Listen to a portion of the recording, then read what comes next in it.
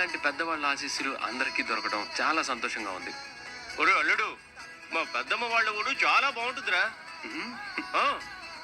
బాగుంటుంది. ఎప్పుడో చిన్నప్పుడు వచ్చారు, మళ్ళీ వచ్చింది లేదు. బాగుంటుందంట, బాగుంటుంది. అది కాదు పెద్దమ్మా, ఇప్పుడు అందరికీ వాళ్ళ పనుల్లో బిజీ. దాంతో అప్పట్లాగా ఊర్లకు వెళ్ళడం, చుట్టాలతో గడపడం అంటే చాలా ప్రాణం. నా చెల్లిని చిన్నప్పుడు ఎన్నిసార్లు అడిగానో దీన్ని నాకిచ్చే పెంచుకుంటానని. దీన్ని చూస్తే మా అమ్మని చూసినట్టుంటుంది.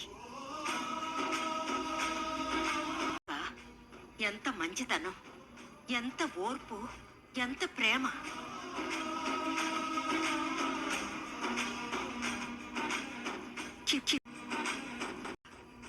ఈ చివరి రోజుల్లో దీంతో గడుపుదామని వచ్చాను. ఇక్కడికి వచ్చాకే తెలిసింది ఇది ఆ గడప తొక్కదు అని.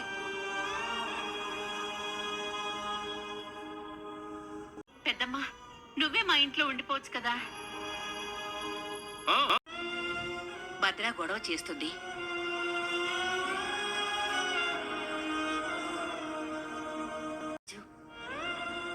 ఈ పండుగ రోజు ఒక కోరిక కోరతాను, తీరుస్తావా? ఏమిటో చెప్పండమ్మా. మా వేదవతిని ఒక్క వారం రోజులు నాతో పంపుతావా? పిల్లల్ని ఆయన్ని వదిలి రావడం అంటే చాలా కష్టం. ఇంకోసారి ఎప్పుడైనా వస్తానులే. నాకు తెలిసే, అందుకే నిన్నడగలేదు. నువ్వెప్పుడు నీ మొగుడిని పిల్లల్ని వదిలి బయటికి రావు. అమ్మా పర్వాలేదమ్మా, భారమే కదా. అమ్మమ్మ అంతలా అడుగుతుంది కదా, వెళ్ళిరామ్మా. అవునత్తయ్య, మీకు కూడా కాస్త గాలి మార్పిడి ఉంటుంది, వెళ్ళిరండి. అవునత్త, నానమ్మ అంతలా అడుగుతుంది కదా.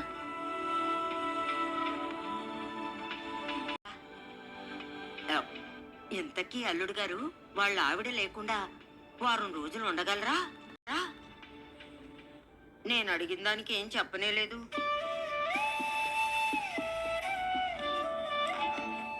అత్తయ్య గారు అంతలా అడుగుతున్నారు, వారం రోజులే కదా, వెళ్ళిరా బుజ్జమ్మ.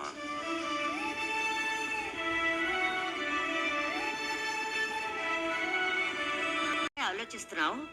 అల్లుడు చెప్పాడు కదా, వెళ్ళి బట్టలు సర్దుకో. వెళ్ళమ్మా, వెళ్ళమ్మా, వెళ్ళమ్మా. ఈ నేళ్లలో అక్క నోరు తెరిచి ఏది అడగలేదు.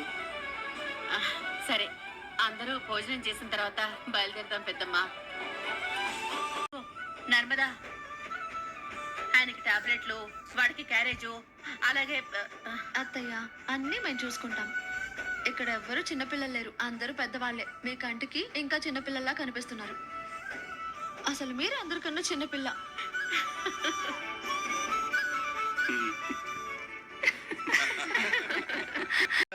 నాకు ముక్క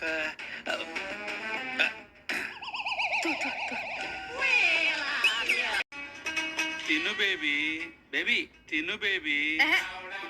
అక్కడ చర్చలు ఏమవుతాయో ఏంటోనని నా టెన్షన్ లో నేను సత్తా ఉంటే, ఇల్లు కాలుతుందిరా ఎర్రాజు అంటే నా చుట్టలు నా దగ్గరే ఉన్నాయి, నాకేం పర్లేదు అన్నట్టు నువ్వు నీ ఆశాలు. చూడండి ఆవిడ గారండి, ఇసుకలో పడ్డ ఇడ్లీ, నీళ్ళలో పడ్డ శక్తి మళ్ళీ మామూలుగా తిరిగి వచ్చినట్టు చరిత్రలో లేదండి. ఒక ఏపాల కాపురంలో చిచ్చు పెట్టేసి ఇంకో ఏపీట గోపురం కింద కూర్చొని నా కాపురం నిలబెట్టండమ్మా అని ఏడిస్తే వాళ్ళంత తొందరగా కరిగిపోతారా చెప్పండి? నువ్వు నోరు ముసుగు గమ్మున ఉండలేదనుకో, కొబ్బరికాయ కాదు నీ తలకాయ పగులుద్ది. ఫోన్ చేసావు కదా, మరి మాట్లాడకుండా అలా బట్టల షాప్లో బొమ్మలా నించుంటావే, ఎందుకు పిలిచావో చెప్పు.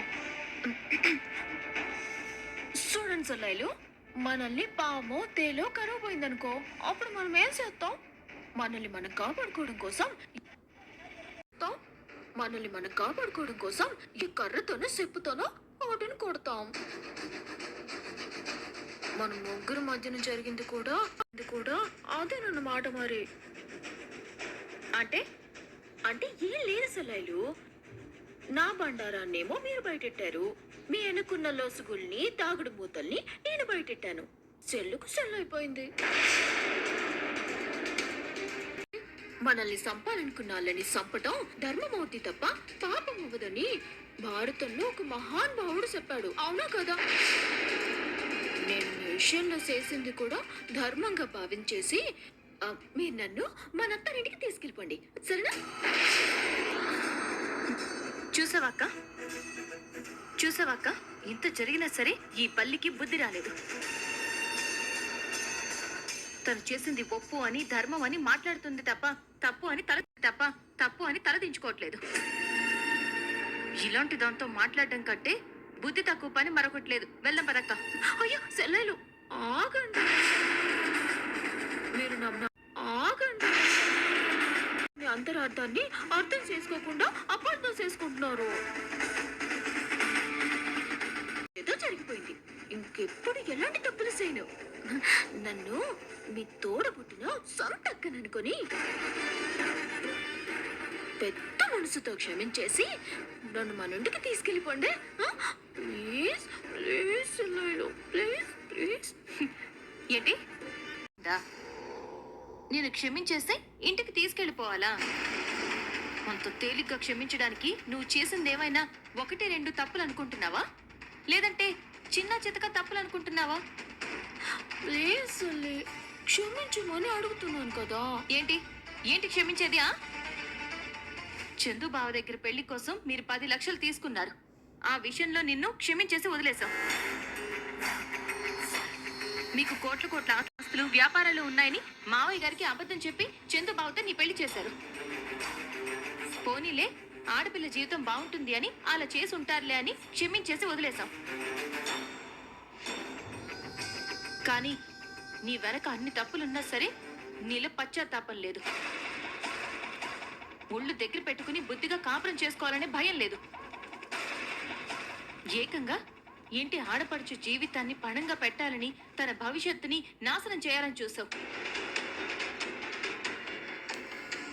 నువ్వు ఎన్ని తప్పులు మోసాలు చేస్తున్నా సరే పోనీలే, ఎంతైనా అక్కలాంటిది కదా, నిజాలు బయట పెడితే తన కాపురం కూలిపోతుందని మేము నిన్ను క్షమించి వదిలేస్తే నువ్వు మాత్రం మా కాపురాల్లో ఎసరు పెట్టాలని చూస్తూ ఈసారి నిన్ను క్షమించే ప్రసక్తే లేదు.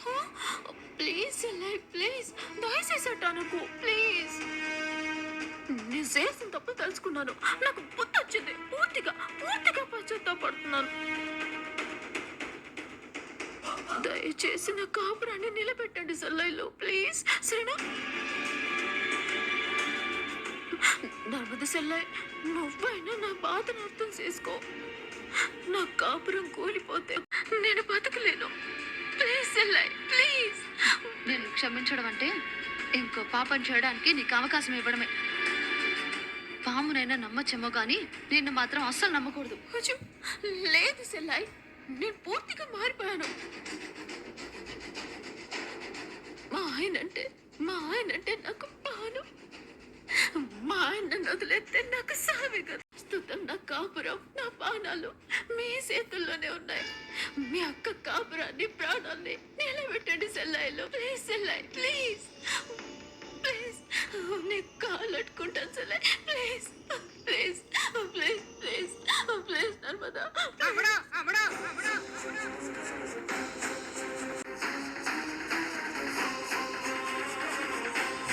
రైట్. వాళ్ళ కాళ్ళు అట్టుకుంటావేటి బుద్ధి లేకుండాని? నా కాపురాన్ని నిలబెట్టుకోవడం కోసం వాళ్ళ కాళ్ళు అట్టుకున్న తప్పు లేదమ్మా. ప్లీజ్ సెల్లాయిలో, ప్లీజ్ ప్లీజ్. అమ్మడం, నువ్వు ఎవరువే భాగ్యం.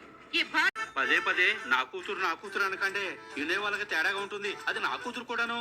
నువ్వాగా ఈ భాగ్యం కూతురు ఎవరో పిల్ల బచ్చాల కాళ్ళు అట్టుకోవడం అయితే భరించలేడు అవమానం కాకపోతే. అమ్మా, నువ్వు కంట్రోల్ చేసుకోవే. నువ్వే కంట్రోల్లో ఉండు.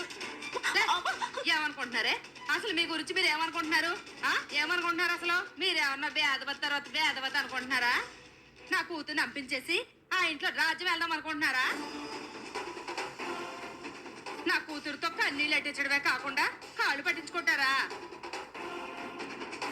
కాపురం నిలబెట్టమని అది బతిమాలుతుంటే మీరు ఎర్రబీగుతారా?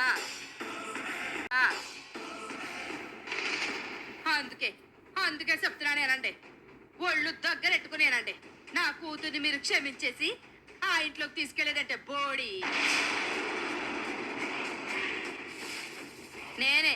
నేనే నా కూతుర్ని ఆ ఇంట్లో అడుగు పెట్టేలా చేస్తాను. అర్థమవుతుందా? నువ్వు అసలు అమ్మవేనా? ఆడదానివేనా? ఏయ్ ఏయ్ ఏయ్ ఏయ్ ఏయ్. ఇది చాలు, ఆపు. కూతురికి ఇలాంటి పరిస్థితి రావడానికి కారణం నువ్వు. ఇలాంటి పరిస్థితి రావడానికి కారణం నువ్వు. నువ్వు చేసిన తప్పుల వల్ల, మోసాల వల్లే నీ కూతురి కాపురం కూలిపోయి ఈ రోజు ఇలా రోడ్డు మీద పడింది. కూతురి కాపురం సమస్యల్లో పడిందన్న బాధ కానీ, భయం కానీ ఒక తల్లిగా నీకు లేకపోగా అది చేస్తాను, ఇది చేస్తానని ఇంకా సిగ్గు లేకుండా మాట్లాడుతున్నావు. మాట్లాడడం కాదు, చేసి తీరతాను. ఏంటి నువ్వు చేసి బాధపడుతుంటే, కాపురం కూలిపోయిందని కన్నీళ్లు పెట్టుకుంటుంటే అయ్యో పాపమని జాలిపడ్డాం. చంద్రబాబుతో మాట్లాడి తనని ఇంటికి తీసుకువెళ్ళాలని అనుకున్నాం. కానీ నువ్వు పొగరు చూపించడం చూశాక తప్పు చేశావు అనే బాధ లేకుండా విర్రవేగడం చూశాక చెప్తున్నాం విను. ఒళ్ళు దగ్గర పెట్టుకుని విను. ఈ జన్మలో నీ కూతుర్ని ఆ ఇంట్లో అడుగు పెట్టనివ్వు. పదక. ఒక నిమిషం. మా అమ్మ ఎస్, ఇది కరెక్ట్. అందుకు సాక్ష్యం నా ఊడిపోయిన చుట్టూ. నేను ఇక్కడ ఏం మాట్లాడుతున్నా, నువ్వే మాట్లాడుతున్నావు. నోరు మూసుకుని సెల్లెలు మా అమ్మ తిక్కగా మాట్లాడేస్తుంది. తన మాటలు మీరేం పట్టించుకోకండి. మీరు నన్ను క్షమించేసరిగా అది చాలు. మనంతా ఇంటికి వెళ్ళిపోతాం. పదండి. ఏ, ఆగమడా. నువ్వు ఆ ఇంటికి పెద్ద కోడలువే. నువ్వు వాళ్ళ బతుకులాడతావేంటే బుద్ధి లేకుండా. నువ్వు తోడు కోడల ముందు తల వస్తే నీ పరువు ఏముంటది? నమ్ముడు, చట్నీ ఎప్పుడు ఇడ్లీకి తల వంచాల్సిందే తప్ప నీ దగ్గర ఇడ్లీ దాసోహం అవ్వకూడదు.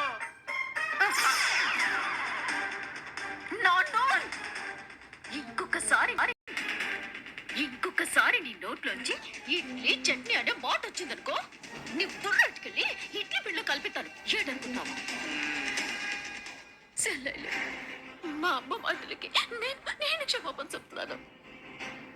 ఏ అమ్మడం, ఏంటే నువ్వు వాళ్ళకి క్షమాపణ చెప్తున్నావు? అమ్మా, నా కాపురాన్ని నిలబెట్టుకొని దండ పెడతాను. నువ్వు మధ్యలో రాకు. సెల్లెలు, నాకు బుద్ధి వచ్చినందుకే కాదు, మా అమ్మ బుద్ధి లేకుండా బాగినందుకు కూడా వేసుకుంటున్నాను. కావాలంటే మీరు కూడా నా సింపుల్ వాయించండి.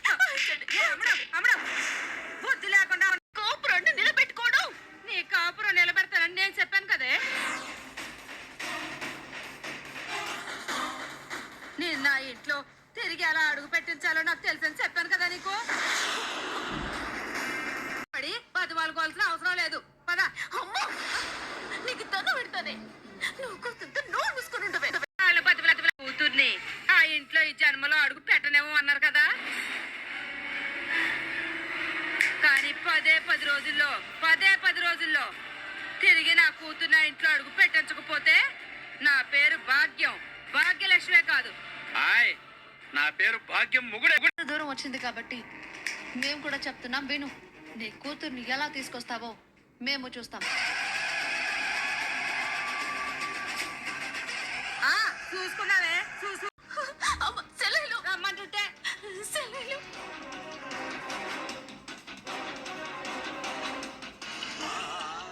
సెల్లెలు, రా. ఒక నిమిషం. అమ్మ,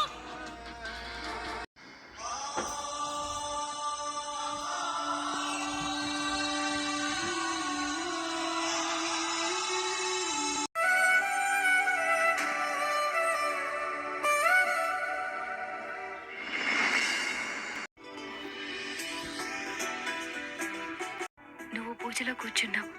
నీ మనసులో నా మీద ఉన్న కోపం దూరం అయింది. ఇప్పుడు నా మనసు తేలికైంది. ఎన్ని రోజులు నేను మోసిన బాధంతా సంతోషంగా మారింది. ఇంకోసారి నీ పిలుపే తీసుకొచ్చాను రా. ధీరజ్, నీకోసం ఈ గిఫ్ట్ తీసుకొచ్చాను రా. వదులు అది కాదురా. వదులు వదులు.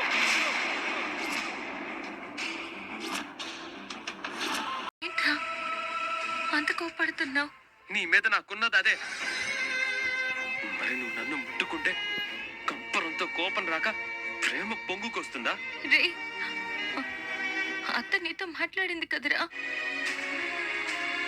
నా మీద కోపం పోయేలా చేసి నిన్ను నా పక్కన పూజలో కూర్చోపెట్టింది కదరా. మరి నా మీద ఇంకా అలానే కోపం ఉందంటావేంట్రా? చూడు అక్క, మనసు చంపుకొని నీ పక్కన పూజలో కూర్చున్నాను అంతే తప్ప నిన్ను క్షమించి కాదు. నా చెల్లెల విషయంలో నువ్వు చేసిన నమ్మక ద్రోహాన్ని నేను ఈ జన్మలో మర్చిపోను. నా గొంతులో ప్రాణం ఉన్నంత వరకు నీ మీద నాకు కోపం పోదు.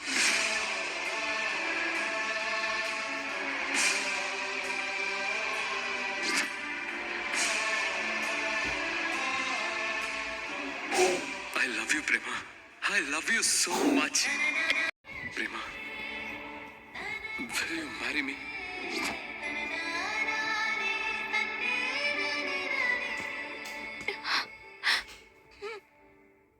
రే ధీరజ్, నువ్వు నన్ను ప్రేమిస్తున్నాను అని ప్రపోజ్ చేసినప్పుడు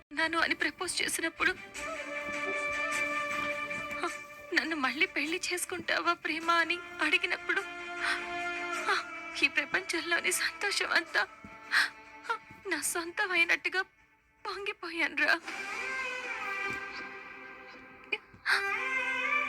కానీ అంతగా ప్రేమించి ఇంతలా ద్వేషిస్తుంటే ఆ నరకాన్ని భరించడం చాలా కష్టం.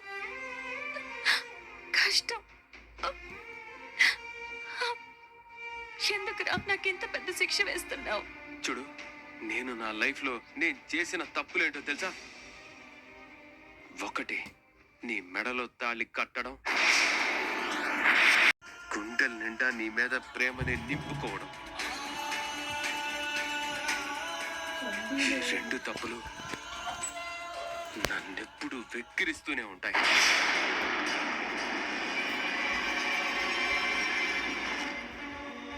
ధీరజ్, ప్లీజ్ రా, లేనిపోని అపార్థం